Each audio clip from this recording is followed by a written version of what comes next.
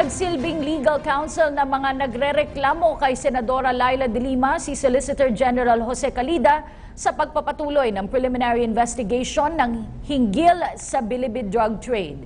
Kinwestiyon ng kampo ni de Lima ang partisipasyon ni Calida sa isinasagawang investigasyon, subalit depensa ni Calida, kinakatawan niya ang sambayanan laban sa senadorang binansagan niya bilang diva of illegal drugs.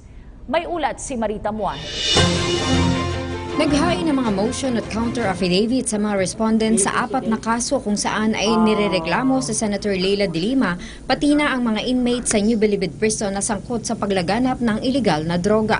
Sa ikatlong preliminary investigation na isinagawa sa Department of Justice, dumalo din si Solicitor General Jose Calida na ikinagulat ng ilan lalo na ng counsel ni de Lima na si Attorney Bonita Cardon.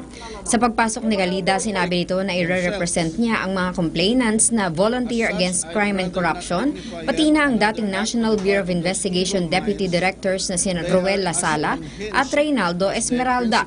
Dahil dito nagpahayag ng reserbasyon si Tacardo na kwestiyonin ang pagdalo ng Solgen na ayon sa kanya ay maaaring makaapekto sa pagdinig ng kaso. With due respect to Solicitor General Calida, Your Honors, we reserve our right to oppose his entry of appearance, Your Honor.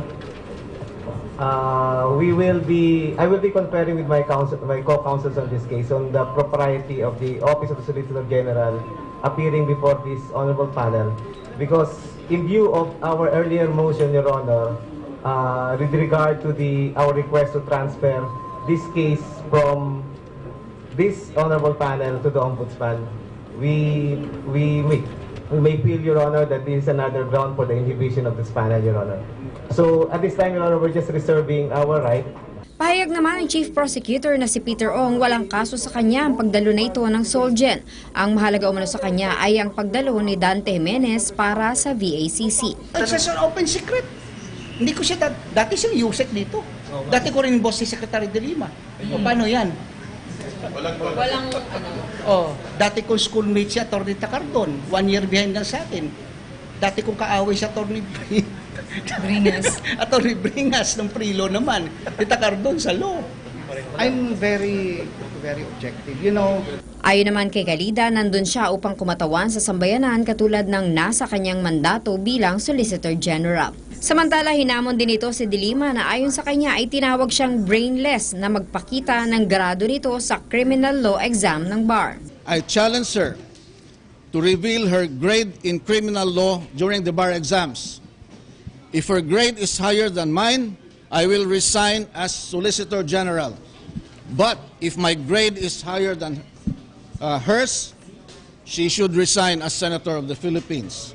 But since she was responsible for the proliferation of drugs in the New Bilibid, then she is public enemy number 1. And I have a new epithet for her. She is now the diva of drugs in this country. Binansagan din ni Solgen ang senadora na diva of illegal drugs. Para sa PTV News, Marita Muahe.